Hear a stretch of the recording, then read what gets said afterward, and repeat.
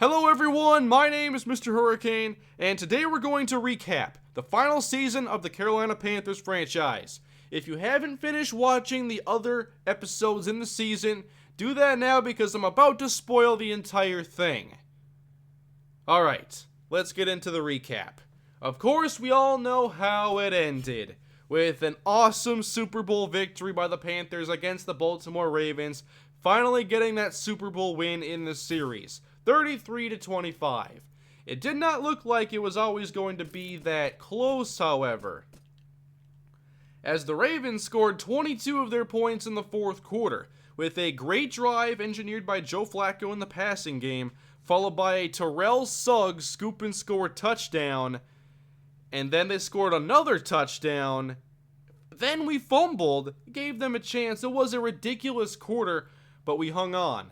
We scored one big touchdown possession in that quarter, and were able to hold off their Hail Mary attempts to win the Super Bowl.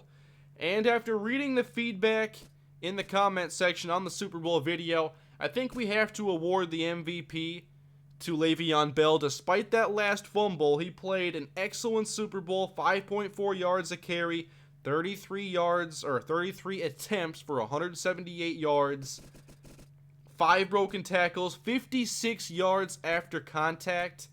He was breaking tackles the entire game. It started in the first quarter, getting those good 7 and 8 yard chunks, and then it just kept going from there, and eventually he broke free for that big touchdown on the final drive. There were some other good candidates like Lance Adams and his 2 touchdowns, Andy Beckwith, who made a lot of plays on third down through 2 touchdowns. There was Luke Kuechly, who had a forced fumble and 12 tackles, 3 for a loss. There were a lot of key players, and you need those key players to step up in the Super Bowl.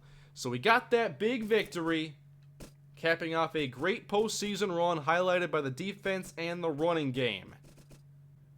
I'm sure I've already showed these, but let's go through the season stats. Here is Cam Newton, 21 passing touchdowns to 15 interceptions, still too many turnovers.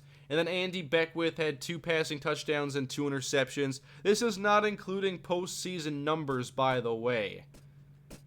But I tried to get the offense a little more efficient this year, and I think we finally found our groove later in the regular season. We had a good running game all season, with Le'Veon Bell rushing for 1636, 14 scores, over 100 yards a game, and no fumbles until the Super Bowl.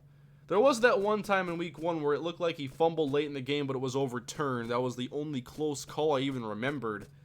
Cam Newton had 3 rushing touchdowns on 406 yards, 57 attempts. I did want to run the football more, and we did average a lot more running during the first half of the season, but we did change up a few things in the second half where our offensive line was just blocking a lot better. I've been upgrading those guys, and eventually they started to click and stop giving up so much inside pressure. Here are the rest of the rushing stats. Going down the list.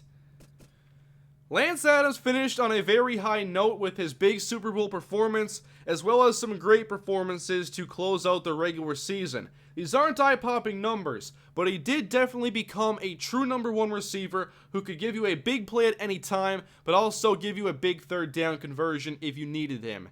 Greg Olsen wasn't featured as much in the passing game this year, but was still very effective when needed.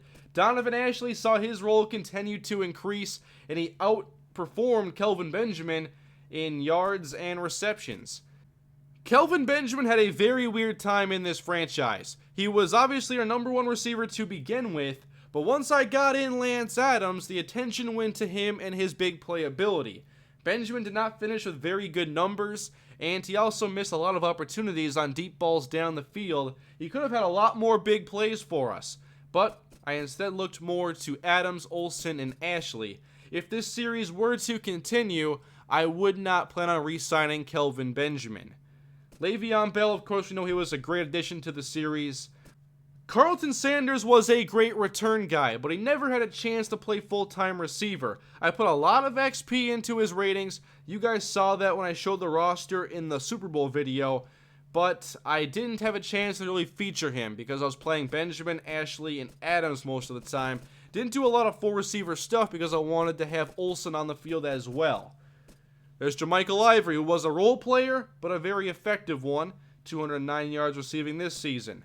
Akeem Hickson, he was just another role player, had some big plays when he first came on. Didn't play a lot in this past season. Eventually, I put Sanders back at wide receiver 4. And here are the rest of the numbers going down the list. Now, I don't think these sacks allowed are accurate, but we did end up with a pretty good offensive line showing over the last half of the season and in the postseason. These guys are all terrific run blockers, but they became a lot more dependable in pass protection. Delonte Moore was one of my best draft picks of all time from a rating standpoint.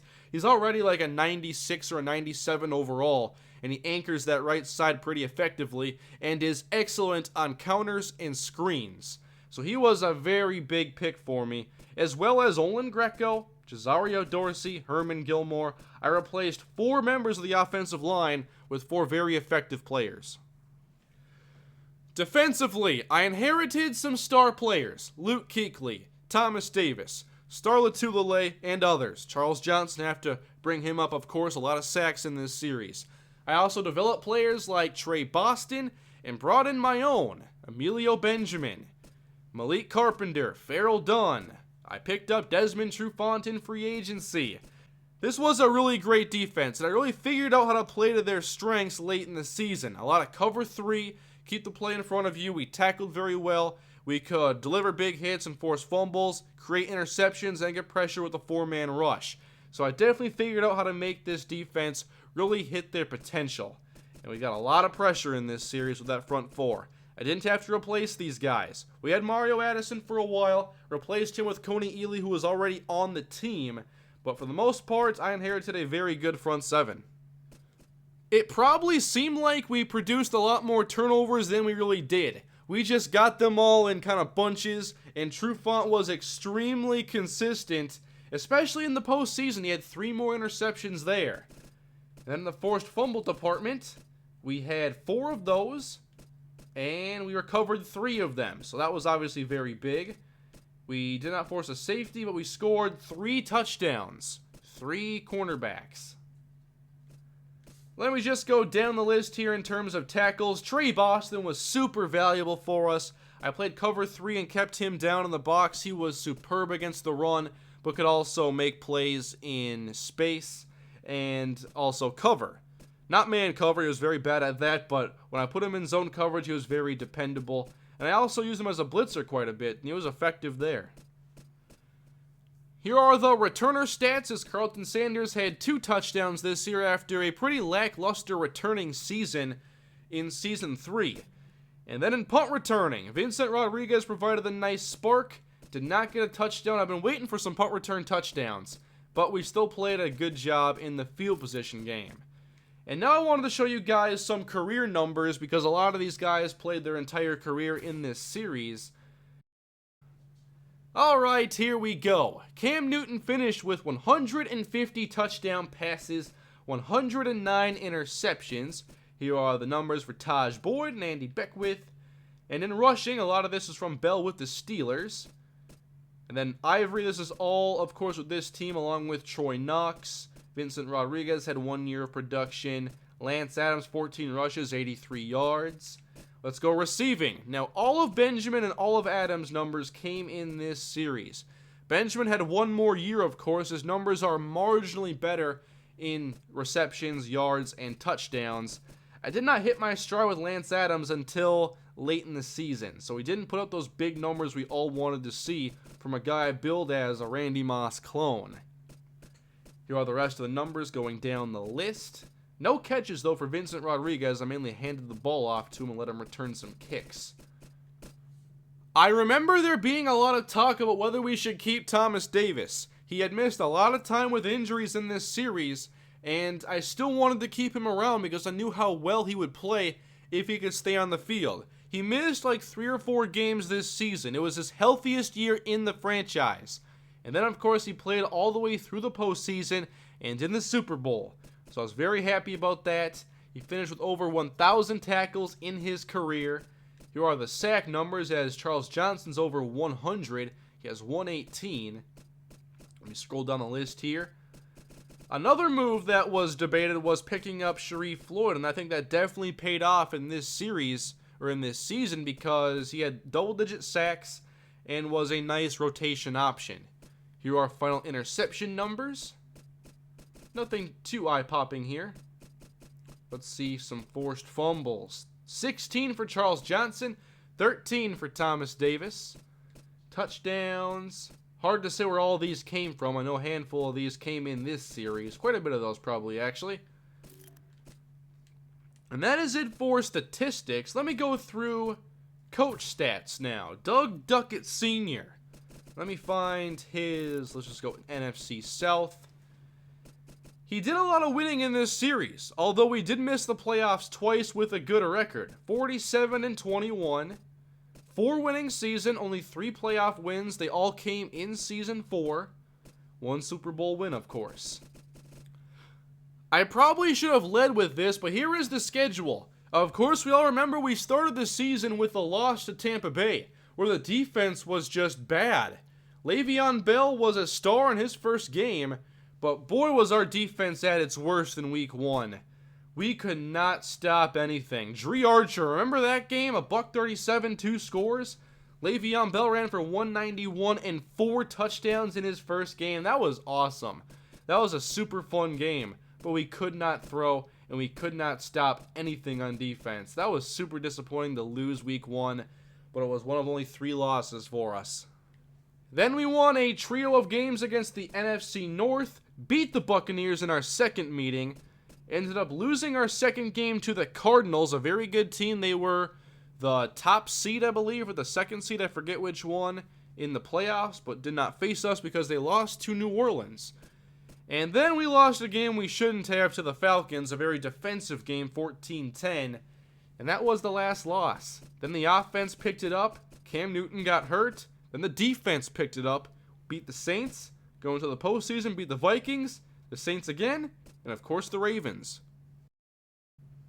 One player I wanted to focus on in particular was a very important one for us, Le'Veon Bell. He played his first 4 years in Pittsburgh, and then we signed him. What was his contract? What did I give him?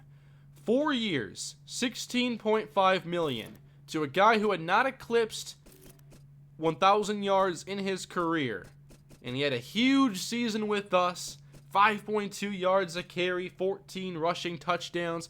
4 of those in week 1, remember. But what I wanted to show you guys was his consistency. Look at his performances throughout the season. This was as bad as it got right here. This 36-yard performance. I forget which game that was. But he only had a handful of games below 75. 4 of them. So for the most part, he was obviously very effective, and in the postseason, he had 3 more games that fit into this elite category up here. And he scored a touchdown in most of his games. It was just a really, really key signing for us. Look at these yards after first hit. Very effective in that regard. And a handful of 20-plus yard rushes, but for the most part, we relied on his consistency more than anything. There have been a lot of franchise seasons on my channel, but I think Le'Veon Bell has to be one of my best, if not the best, free agent signing I've ever made. He and Desmond Trufant are definitely toward the top of that list. Both of them were key players this year, and you can make the case that Le'Veon Bell was the team MVP, the playoff MVP, and the Super Bowl MVP. He was such a key player for us. And you guys remember how much I was emphasizing getting a running back, and I was mainly looking at getting a rookie in the draft. Looking back now, I'm very happy we got Bell and did not have to take a running back in the draft. Here is one more look at the roster, a roster that definitely has a lot of players that weren't here to begin with. There were some veterans I had to keep around like Ryan Khalil, Thomas Davis, and others. But I made a lot of changes to this team, made a lot of big draft picks, and of course some key free agent signings. I did not make those big free agent signings until Season 3 off-season because I knew that we had big contracts to hand out to Cam, Luke Kuechly, and others, so I wasn't going to go after other big-name players. I was going to draft talent, develop them, and ultimately that paid off. Although our Super Bowl run was definitely aided by 2 big free agent signings, but the key is we had the money to make those signings, and they were very impactful. I didn't overpay for players early on. I made 2 quality signings when we had 1 more season to go and wanted that title. Now let's go through the league leaders. Starting with yards, it's Drew Brees. There's Addison Pugh, a lot of very good young quarterbacks in this series. Touchdowns, Brees. Interceptions, Lucky Wallace, 27 of them. Quite a bit. Rushing yards, Adrian Peterson headlines that list. And Le'Veon Bell finished 4th. In touchdowns, he finished in 4th as well. And like I mentioned in the wild card round, Adrian Peterson led the league in yards, but did not lead his team in rushing touchdowns. Somehow Ahmad Bradshaw got 15 of those. That is nuts. And receiving catches goes to Jordy Nelson. There's a young receiver, Terrain Myrick. Wow, Marvin Jones breaking out in Chicago. Kendall Wright, Jarrett Boykin. Steve Smith still going strong. Danny Amendola. A lot of 100 catch receivers. And some close ones as well. Go down the list a little bit for you guys. And now yardage. That goes to Demaryius Thomas. And touchdowns. That also goes to Demaryius Thomas. The tackle leader goes to Wesley Woodyard with 162. Sacks goes to Charles Johnson with 22. I don't believe D tackles are on this list, by the way. Interceptions goes to Ladarius Webb and Devin McCourty, along with Stephon Gilmore in Tennessee. Let's see, forced fumbles. I want to see that one. 3 to Jabal Sheard, Eric Weddle, Danny Trevathan, Malcolm Ferguson, Deon Buchanan. I've gone too far to show you guys the Pro Bowl selections. I forgot that's only available during the Pro Bowl. So I'll go to yearly awards now, and we'll see who the MVP is. It is Drew Brees. And the Coach of the Year is John Fox. So Duckett only got 4th. We'll start with AFC awards. Offensive player is Fitz Bowles. Defensive is Koamisi. Rookie goes to Giovanni Russell, who had that big fumble and a pretty lackluster Super Bowl. Defensive rookie, that is Dontavia Carey of the Chargers. And you can see Tamarcus Fitzgerald was 3rd there. He was one of my targets, although I'm very happy we took Farrell Dunn instead. Best quarterback is Fitz Bowles. Running back, Marquis Franklin. Receiver is Demaryius Thomas. Offensive lineman, Ryan Clady. That Bronco offense is pretty scary. Elite players all around.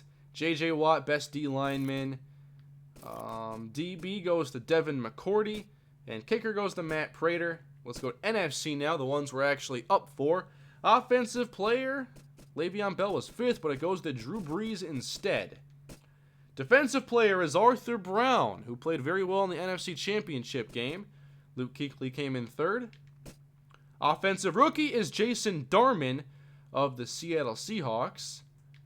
Defensive rookie is Devarius Peterson. Farrell Dunn was 2nd. He was so close. Do we have anybody close on offense? Vincent Rodriguez played sparingly, still got 6th. Best quarterback, Drew Brees. Running back, LaShawn McCoy, I beg to differ. Receiver, Calvin Johnson. O-lineman, Delonte Moore, well-deserved. D-lineman, Charles Johnson, well-deserved. Defensive back, Cam Chancellor. Where is Trufant? All the way down there at 8, huh? Kicker, Graham Gano, of course. In this final season, we had the league's worst passing offense because we were busy producing the league's 3rd best rushing offense. Although the Eagles were ahead of us and had significantly more passing yards than us, Vikings had a little bit more. We didn't find our groove in the passing game until very late. Defense played very well. We had the 3rd rated defense.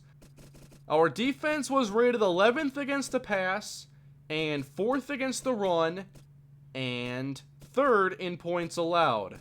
We also did that without a lot of turnover help. We only had 13, which was 13 interceptions. We had some fumbles as well in there, but only 13 interceptions, very low compared to teams like this, like the Ravens, who had over 2 a game. That is ridiculous. It is kind of surprising how successful we were because we were very bad at turnover differential. And look at the teams that surround us. a 1-win team, a 5-win team, a 5-win team, 4, 10, 8, 3, 8. You just don't win a lot of games normally if you have a bad turnover differential, but we found a way to make up for that, which is pretty ridiculous. Overall, I had a lot of fun with this series. I had some great players to begin with, but I put even more great players around them, made this team complete, and we finally won the Super Bowl in Season 4. Thank you guys for helping make this series an enjoyable one, and as I close this out, I will simulate to the off season and just see basically who retired. I kind of wanted to see that, if there's anything else to talk about, as I simulate to the off season. I have already gone through this list of retirements, and Thomas Davis isn't on this list. He's apparently not done playing. He was still playing at a very high level for us, and he did not retire when I simulated it forward. But here are a lot of the players that have. There are some big names on here. There's Jay Cutler. A lot of running backs on here. A lot of veteran running backs retired in this one. The big name they were showing in the headlines was Frank Gore. But here is a good look. There it is. And some re-signings, of course, going on. Franchise tag on Johnny Manziel. A lot of stuff going on here. And if this series were to continue, there were a lot of players in contract years. Starla Tulele, Kelvin Benjamin, Coney Ely, Trey Boston. Those are the big 4 names on that list. And it would have been tough, you know, deciding who to keep and who to part ways with. And that will conclude the Carolina Panthers franchise. I had a lot of fun with this series. I hope you guys did as well. And I thank you for supporting and making it a fun experience. I have been working on my Jacksonville Jaguars franchise, and we are almost into Season 2. The first off-season in that series is going to happen this coming week, and I'm excited to see what changes for that team in that series. That is it for the Carolina Panthers franchise. We're on to Jacksonville. Thank you all for watching one more time, and I will see you guys in the Jacksonville Jaguars franchise, and now the final season of the Minnesota Gophers dynasty. Thank you again, guys. Have a great day.